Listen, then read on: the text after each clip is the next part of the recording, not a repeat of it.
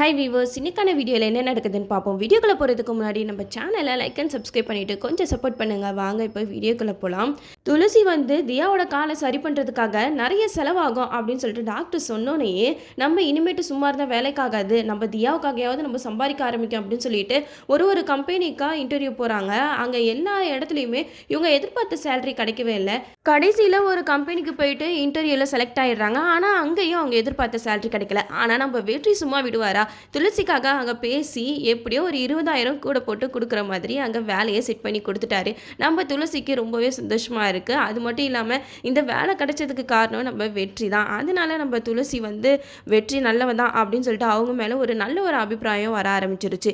இந்த சைடு நம்ம மகேஷ் அஞ்சலியை கண்டபடி கோவத்தில் திட்டுறாங்க. நான் வீட்டில் எல்லா பொருளையுமே எந்த இடத்துல வச்சு பார்க்குறனோ அது அதே இடத்துல தான் இருக்கணும்னு ஆசைப்படுறேன், கொஞ்சமாவது புரிஞ்சுக்கோ அஞ்சலி அப்படின்னு சொல்லிட்டு அஞ்சலி கிட்ட கோவமாக கத்துறாங்க. அஞ்சலி சொல்கிறாங்க, ஏங்க இது ஒரு சின்ன விஷயம் தானே, எதுக்காக நீங்கள் இவ்வளோ கோவப்படுறீங்க அப்படின்னு சொல்லிட்டு அஞ்சலி கேட்க, அதுக்கு மகேஷ் சொல்கிறாங்க, இப்போது உன்னை எனக்கு ரொம்ப பிடிக்கும், என்கிட்ட இருந்து உன்னை யாராவது பிரித்து கூட்டிகிட்டு போயிட்டா என்ன மாதிரி வலிக்கும் தெரியுமா, அதே மாதிரி தான் இங்கே எனக்கு பிடிச்ச பொருள் எல்லாத்தையுமே நீ அங்கேருந்து வேறு இடத்துல வச்சோன்னா அந்த வலியை என்னால் தாங்க முடியல, அதனால தான் உன் மேலே நான் கோவப்பட்டுட்டேன் அஞ்சலி, சாரி அப்படிங்கிற மாதிரி அஞ்சலியை சமாதானப்படுத்துகிறாங்க.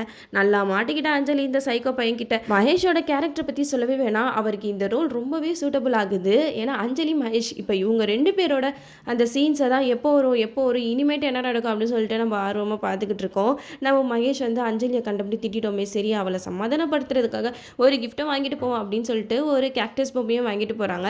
அது அஞ்சலி பார்த்தோன்னே ரொம்ப சந்தோஷப்படுறாங்க. இந்த வீட்டில் என் கூட பேசுறதுக்கு யாருமே இல்லை, நல்ல வேளை எனக்கு ஒரு பொம்மை வாங்கி கொடுத்துட்டீங்க, நான் இனிமேட்டு இது கூட பேசிக்கிட்டு இருப்பேன் அப்படின்னு சொல்லிட்டு அஞ்சலி ரொம்பவே சந்தோஷப்படுறாங்க. மகேஷ் அந்த பொம்மைக்கிட்ட ஐ லவ் யூ சொல்கிறாங்க. அதுக்கு அதுவும் திருப்பி ஐ லவ் யூ சொல்லுது. நம்ம அஞ்சலி ஐ லவ் யூ டூ அப்படின்னு சொல்கிறாங்க. அதுக்கு அது ரிப்ளை பண்ணிக்கிட்டு இருக்கு. 2 பேருமே அந்த பொம்மை கூட ஜாலியாக பேசி விளையாண்டுட்டு இருக்காங்க. ஆனால் நம்ம மகேஷ் அஞ்சலிக்காக எது செஞ்சாலும் அதில் ஒரு விஷயம் இருக்கு.